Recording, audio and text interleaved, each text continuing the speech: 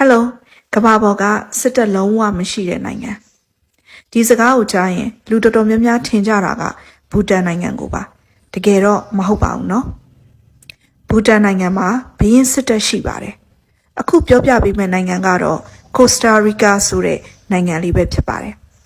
Central America မှာတည်ရှိပြီးတော့အရန်လှပတဲ့မိုးတစ်တော်တွေကမ်းခြေတွေနဲ့မီးတောင်တွေရှိပါတယ်1948ခုနှစ်မှာပြည်တွင်းစစ်အကြီးအကျယ်ဖြစ်ပြီး1949မှာသမရအသစ်ကစစ်တပ်ကိုလုံးဝဖျက်သိမ်းလိုက်ကြောင်းကိုကြေညာခဲ့ပါတယ်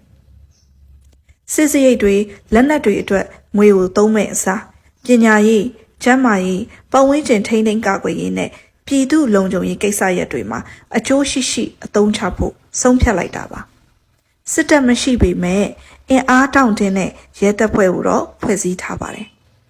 ဒါကြောင့်ကမ္ဘာပေါ်ကအပျော်ရွှင်ဆုံးနိုင်ငံတွေထဲမှာလည်းတနိုင်ငံအပါအဝင်ဖြစ်ပါတယ်ဒါကတော့စစ်ပွဲထက်ငြိမ်းချမ်းရေးကိုရွေးချယ်သွားတဲ့ Costa Rica နိုင်ငံရဲ့အချင်းချုပ်ပဲဖြစ်ပါတယ်